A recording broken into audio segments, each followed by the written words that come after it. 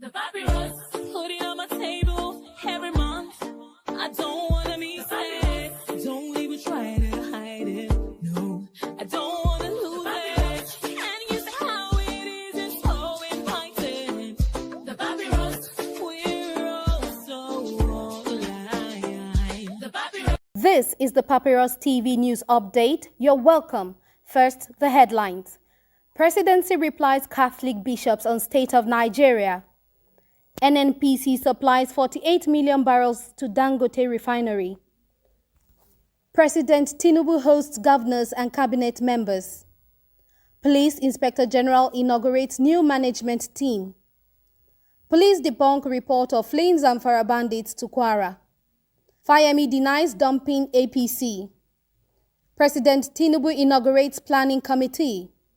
The news in details. The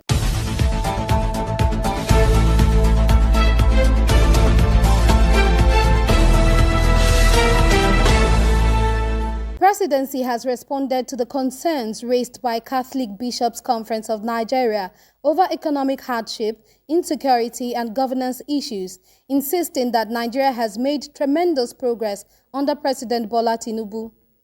In a statement on Tuesday, March 11th, Special Advisor to the President on Information and Strategy, Bayo Ononuga, dismissed the bishop's assessment, saying it was outdated and failed to acknowledge improvements in the areas of security, the economy, and governance.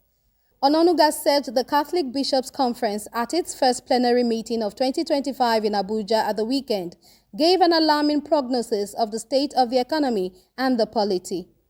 While acknowledging that governance challenges remain, he maintained that security has improved significantly during the last 2 years, with the military eliminating over 8,000 of criminals, bandits, armed robbers, Boko Haram terrorists and kidnappers, and over 10,000 Nigerians have been rescued from their abductors.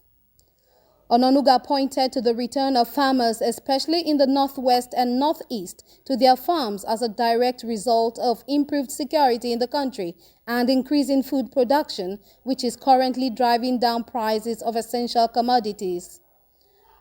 On the economy, he argued that Tinubu's administration had stabilized key sectors and strengthened foreign reserves and designed youth-focused initiatives to boost employment and entrepreneurship. According to him, the administration's policies have also gained international recognition, citing a recent report by the United Kingdom's International Affairs Policy think tank, Chatham House, that Nigeria's economy had been most competitive under President Tinubu in 25 years due to his reforms.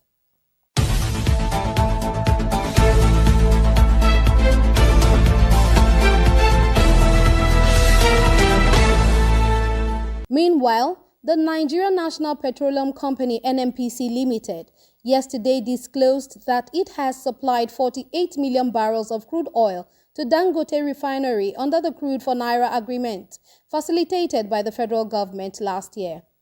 The company, in a statement by its chief corporate officer, Olufemi Shoneye, said the Crude for Naira deal was a 6-month supply agreement. NNPC, which denied that it had unilaterally terminated the contract, stated that both companies were in discussion for a new contract. Mr. Shoneye clarified that the contract for the sale of crude oil in Naira was structured as a 6-month agreement, subject to availability, and expires at the end of March this year, adding that discussions are currently ongoing towards implementing a new contract. He further stated that under this arrangement, the NNPC has made over 48 million barrels of crude oil available to Dangote refinery since October last year. In total, the NNPC has made over 84 million barrels of crude oil available to the refinery since its commencement of operations in 2023. According to Shoneye, NNPC Limited remains committed to supplying crude oil for local refining based on mutually agreed terms and conditions.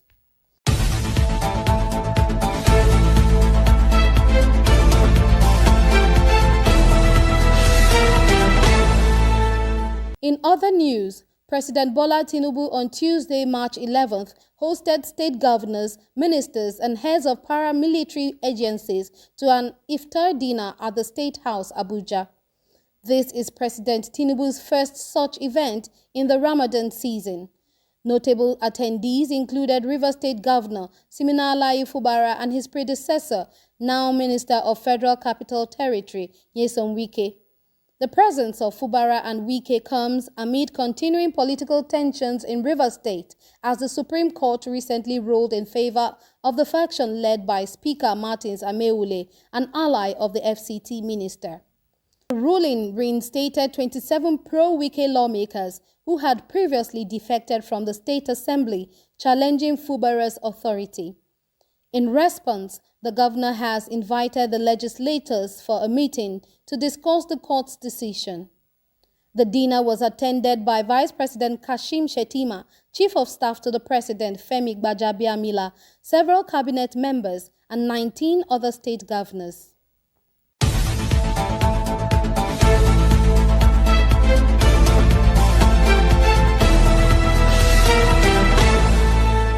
Continuing, the Inspector General of Police, Kayode Egbetokun, has officially inaugurated the newly restructured Force Management Team, FMT, following the appointment of 6 new Deputy Inspectors General of Police to ensure the smooth and effective administration of the Nigeria Police Force. The IGP charged the Force Management Team with aligning the vision and operations of the Nigeria Police Force with the federal government's agenda, reiterating his vision for a professionally competent, service-driven, and people-friendly police force, well-positioned to address contemporary crime. The Force Management Team's efforts will focus on the reorganization and specialization of the Force Criminal Investigation Department, FCID, and other investigative units.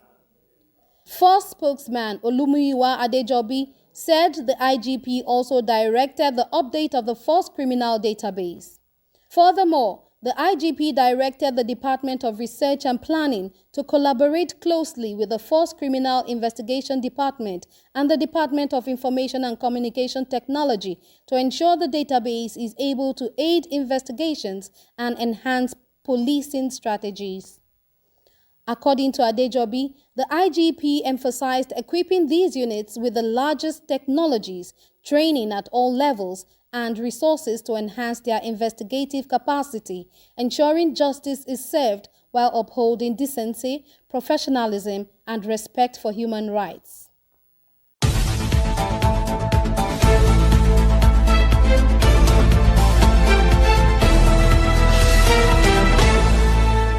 Still on security, the Kwara State Police Command has described as fake the trending report that armed bandits fleeing military offensives in Zamfara State have relocated to the state. The report alleged that the fleeing bandits had arrived and seized Bani Town in Kwara State. Police official Adeton Ejire Adeyemi, in a statement, debunked this claim, describing it as false and misleading, with the intent of mischief makers to cause unnecessary panic among residents in the state. She explained that there is no intelligence or operational report to support the presence of armed bandits in Bani, and that the Kwara Police Command, in collaboration with other security agencies, remains vigilant and has intensified surveillance across the state to prevent any security breach. Consequently, the Commissioner of Police, Victor Laya, has assured residents that Kwara remains safe and that his men are fully prepared to respond to security threats, further urging the public to disregard such unverified reports and avoid spreading misinformation.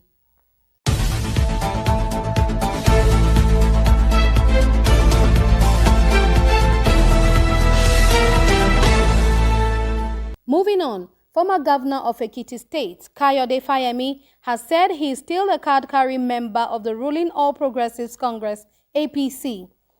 In a terse statement, Fayemi dismissed a story circulating on several online platforms alleging his defection from the APC.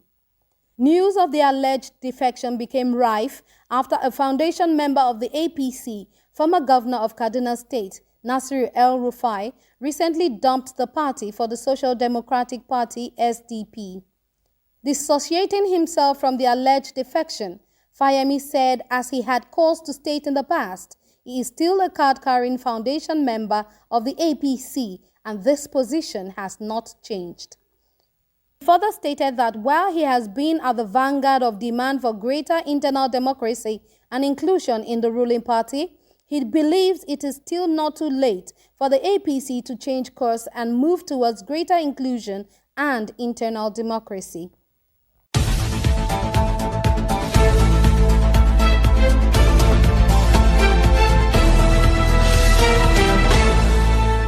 Finally, President Bola Tinubu has inaugurated the Planning Committee for the National Youth Conference, reaffirming his administration's commitment to empowering Nigerian youth. This move is a significant step towards harnessing the potential of Nigeria's young population, which makes up over 60% of the country's population.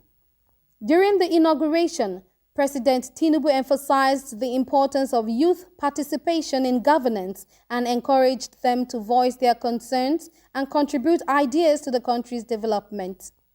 He also acknowledged the critical role young people play in shaping Nigeria's progress and stressed that his policies are geared towards securing a brighter future for them. The Planning Committee, comprising 44 members, is tasked with organizing a 30-day National Youth Conference that will focus on key areas such as technology, agriculture, skills for the future, climate change, and social cohesion. The conference aims to promote youth inclusiveness and recognize their role as vital nation builders. President Tinubu's administration has shown commitment to creating opportunities that will enhance the future of Nigerian youths. With this initiative, the government hopes to address the challenges faced by young people and provide them with a platform to contribute to national development. The papyrus.